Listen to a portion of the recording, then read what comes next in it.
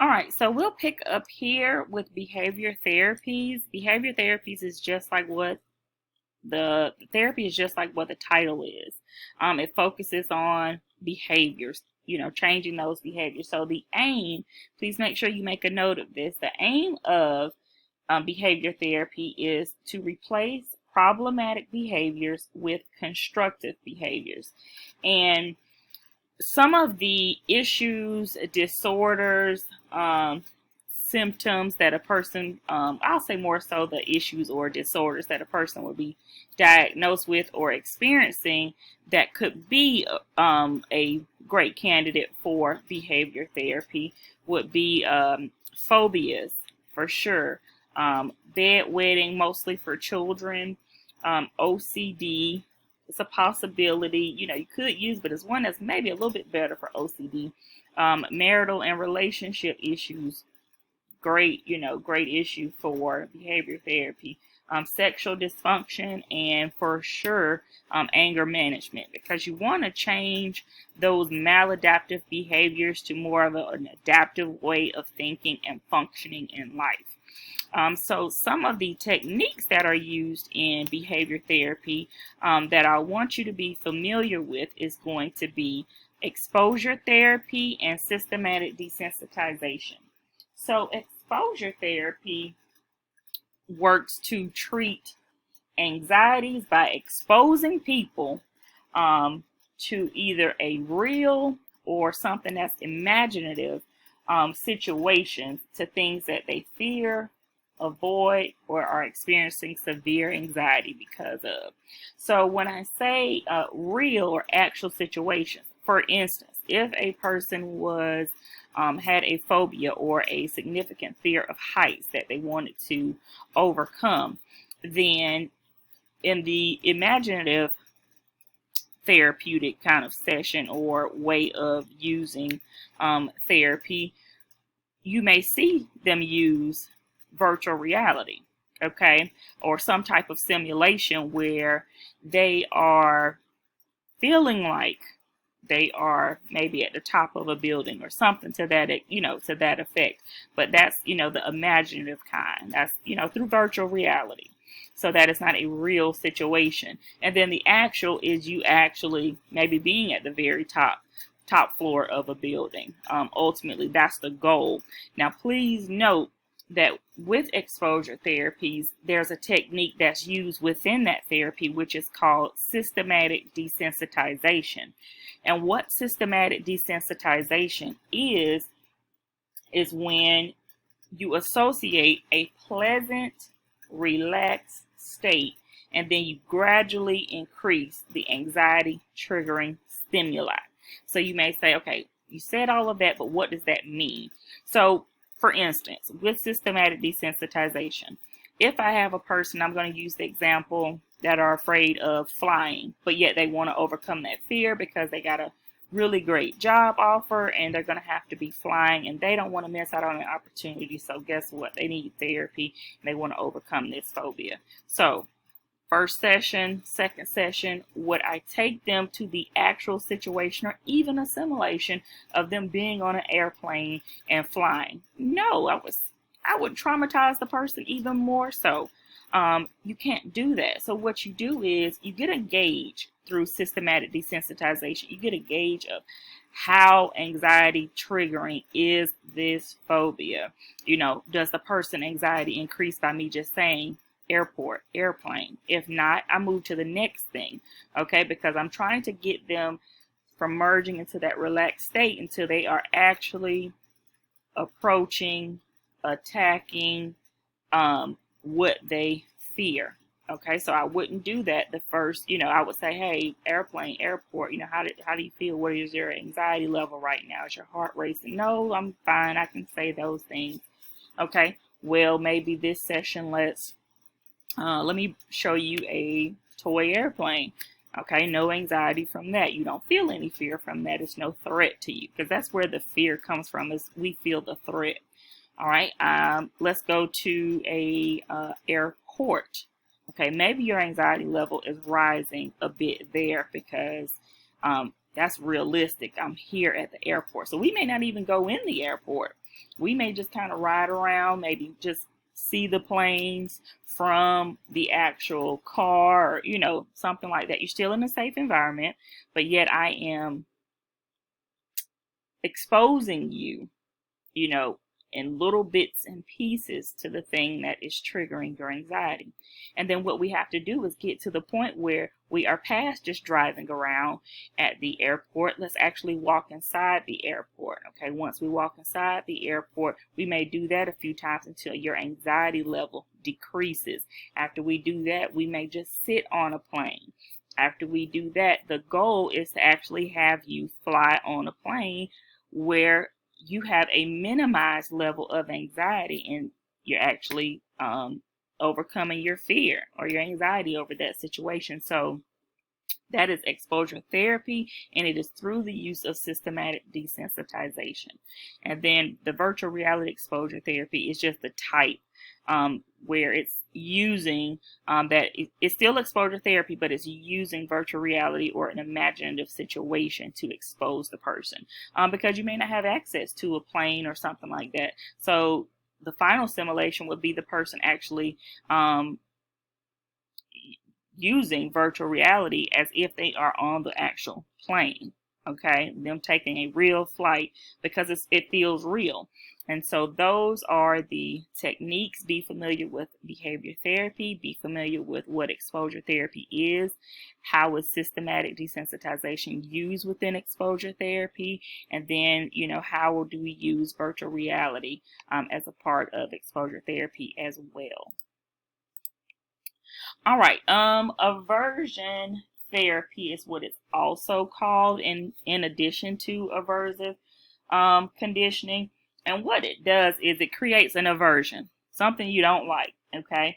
And this is just FYI. So it creates a negative and aversive response to harmful stimulus or to some type of unwanted behavior. So this is often used, I would say more so as a technique than a therapy by itself. But you may also see it listed as aversion therapy. So let me show you the example that they have here, just so you're familiar with it. So for instance, you may have medical doctors that use actually aversion therapy or aversion or aversive conditioning. If you have a client or patient that want to overcome, like I've seen it done with smoking, where they want to overcome smoking, cigarettes, or something to that effect.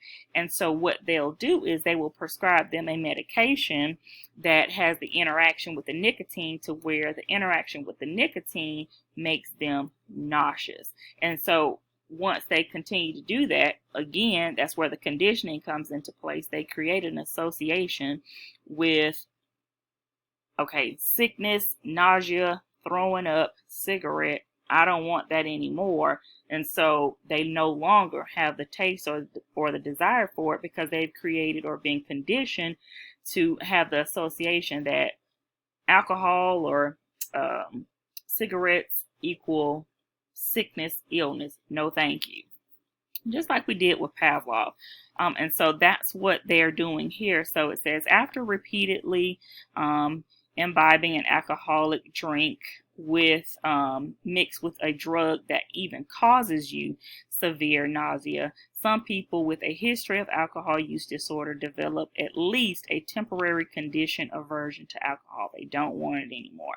And so the reason why I said it's, you know, not so much called therapy, more so a conditioning, is because it's not a therapeutic technique. It's not, I would say it may be a therapeutic technique, but it's not a therapy all by itself because of its success rate. In most cases, it does work, but with things strong, as strong as addiction and things of that nature, you have to kind of couple it with something a little bit stronger than this, because they can easily stop taking the medication. They can, you know, and so that taste and that want and that desire would come back.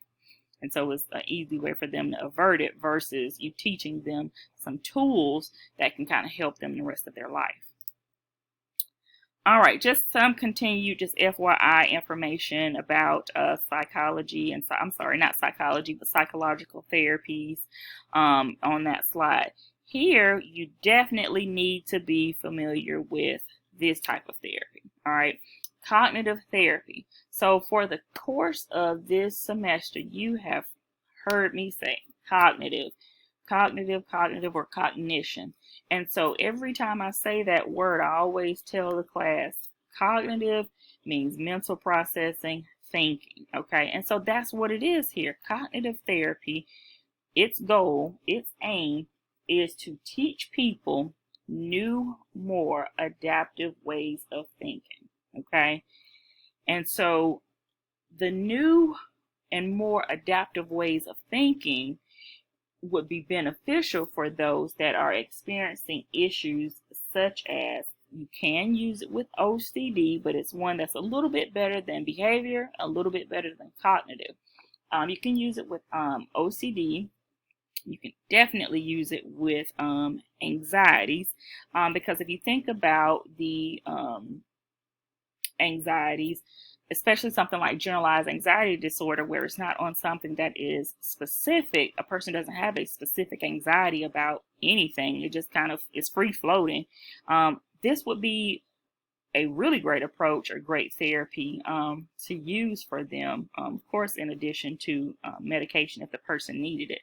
But you're trying to get them to change their thought process and how they recognize information or recognize or assess situations, how they process those situations, and then how kind of, and then their reaction would be a part of a behavior. But that's what you're really trying to do. And then one last one is eating disorders. And the eating disorder that I'm thinking of in particular would be anorexia nervosa.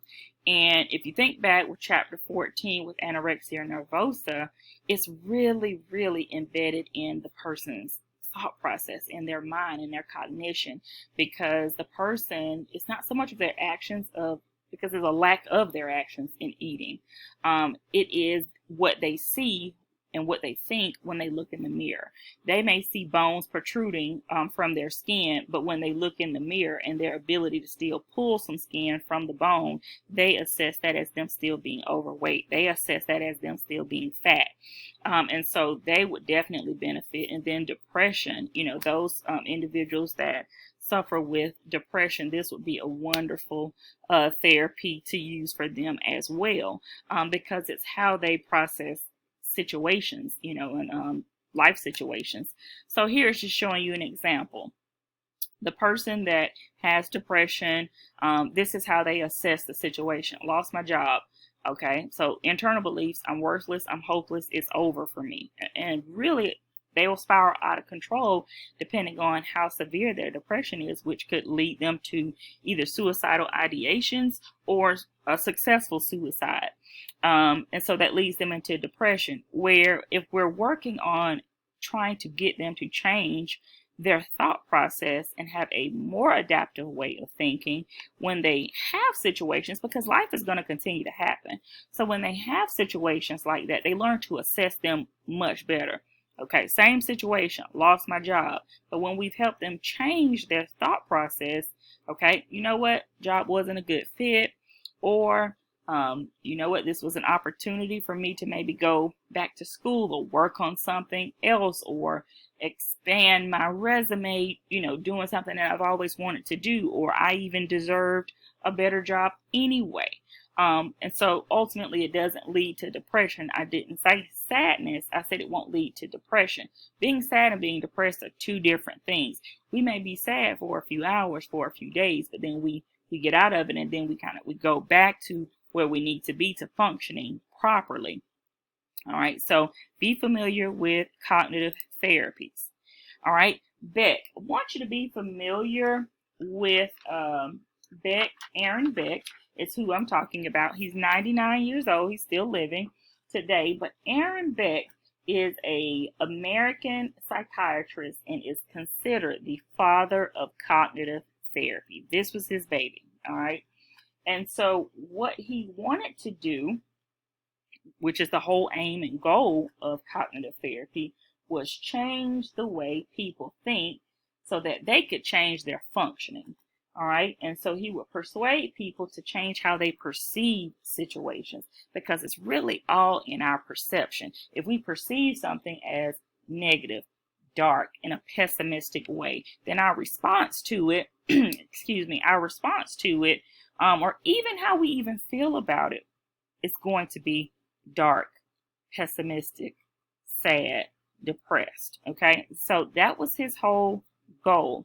So be familiar with who Aaron Beck is. What was he considered the father of? What was his goals for cognitive therapy? All right. And his aim was really for those that were experiencing issues with depression. All right. PTSD is another really good one that I didn't mention. For those that are experiencing those symptoms or diagnosed with PTSD, cognitive therapy is beneficial for them as well. All right, some selective cognitive therapy techniques. You can just kind of read over that. All right, cognitive behavioral therapy. So I was telling you kind of, hey, this, OCD in particular would be much better for one other type of therapeutic technique. So cognitive behavioral therapy is just meshing the two types of therapy together.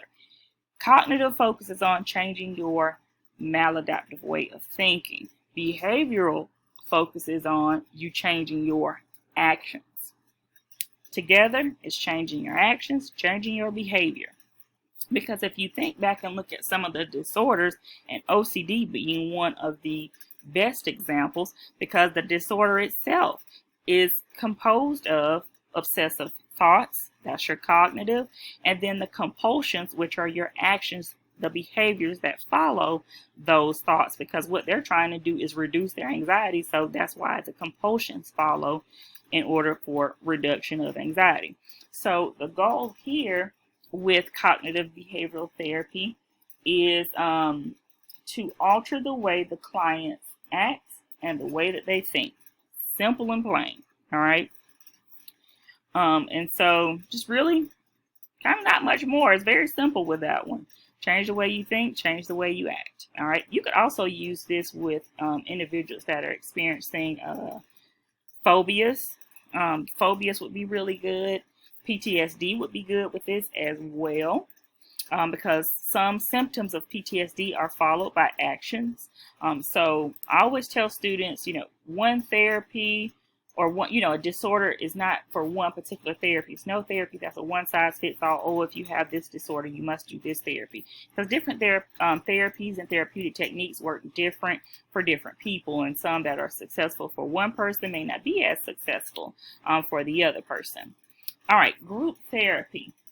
Group therapy is simple. The goal is it's similar to individual therapy.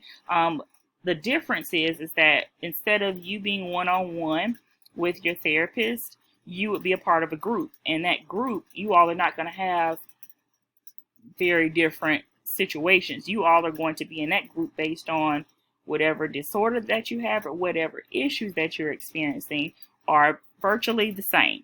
Okay, but your experiences could be very different, but your symptoms and your disorder is the same. Okay, and so, excuse me, the aim of group therapy, or what is group therapy, is conducted with groups rather than individuals. It saves the therapist time. How does it save the therapist time? It saves the therapist time because they are helping more than one person in one session, whereas they were only being successful helping one person when a group is typically, or a group consistently or specifically consists of 8 to 10 people, no more than that. So make sure you make a note of that. But instead of me helping one, I can help 8 to 10 people at one particular time. That's saving me time and kind of being efficient to success with the therapy for my clients. And then it saves the clients money because you don't pay the same fee that you would have paid your therapist if you are going in a group setting. It's a reduced price. So that's one benefit to it. It also enables people to share with others their problems. In addition to sharing with others their problems, they're actually able to provide feedback to one another. And so when they're providing feedback or even just listening and observing in group, but you have to interact in group. You can't just sit there and listen to everybody else's, issues and how they respond. But they learn so much, even being in the group, because they gain a different perspective. A lot of times when we experience issues in life, we, feel like those issues are very specific to us. We are the only ones that are experiencing this. This couldn't have been this dark, for anyone else. And you may hear someone else's story and someone else's experience, and you're like, wow, you may gain some perspective. Wow, I thought, my situation was pretty dark. Theirs is very dark. But let me hear how, what led the person to get here, how did they overcome some of those situations. And so, within reason, they can provide a lot of therapy to one another. And so gain perspective and kind of help one another through a group. And you have so many different types of groups, okay? Some of the groups that have been around for a very, very long time will be like NA, AA. You have groups that are for cancer survivors. You have groups for cancer patients. You have groups for everything. It's a laundry list. Whatever a person is experiencing, you can create pretty much group therapy for it. And so be familiar with that. All right, family therapy. Family therapy assumes that no person is an island. So what that means is that family therapy, they are going to treat the family as a unit. And when they're treating the family as a unit, I would say 9 times out of 10, when treating them as a unit, they're treating them as a unit because it has been a breakdown in communication and how the family is responding to one another and communicating with one another. And so what it does is it attempts to open up communication within the family. It works within multiple family members to heal the relationships that have been damaged or that needs repair. And then it mobilizes their resources. And so one key thing that I want you all to make a note of for family therapy is that family therapy aims to treat that family as whatever the family has recognized as a unit. Typically, in society, we think of family as what we consider as like the nuclear family: mom, dad, sister, brother, mom, dad, child, or mom, dad, child, whatever. That's not necessarily what a family unit is. I mean, it isn't what a family unit is. It's whatever you recognize as your family. So that could be an adopted child with the adoptive, adopted mother, with an uncle that live in the same house and they operate as a unit. It could be a grandmother, an aunt, an uncle, a mom, a dad, and a cousin that is a family unit. It could be someone that's not even blood related, not a foster child, not an adopted child or anything like that. It could be where it's what's considered like a family friend, whatever you consider the family unit, okay? And again, the goal is to heal, repair those relationships by strengthening that communication. That's a huge, huge aim and goal to this therapy. All right, treats the family as a system, and it gives the family a lot of resolution tactics, conflict resolution tactics and strategies, so that once they leave therapy, they are equipped with the proper information, that they have the proper tools, so that when these issues arise, because life is inevitable, you have what you need in order to get through this. Again, the goal really is because it's been a breakdown in communication. All right, so you can kind of read over these slides, just kind of asking, do you think psychotherapy is effective, and kind of backing it up with some research, supporting it with some research. All right, treatment versus no treatment. You can kind of look at that. I'm definitely I encourage therapy for certain. All right. which psychotherapies work best. I've been saying this the entire time. No one type of psychotherapy is better than the other. It is not a one size fits all. You have to try different therapies, because one thing may work for one person with the same issue, and you may need a different type for a different person. So it just varies. All right. Here, I want to stop here so that we can take a look at eye movement desensitization and reprocessing. This is a type of therapy, but this is kind of one of the newer therapies, but it has been used a lot in with those that are experiencing PTSD, and it's backed and supported by a lot of individuals as well. What it does is it's a therapy that doesn't necessarily come from the eye movement, but rather from the exposure therapy with the treatments. And so here is exposing the person to what was that traumatic event. Okay. And as the person talks about the traumatic event, typically it is a therapist that will have the client move their eyes, basically following the therapist's finger, to trigger reducing, anxiety reducing symptoms for that person, so that when those haunting memories or things like that may pop up, they're able to be reduced after therapy, because of the desensitization process. Okay.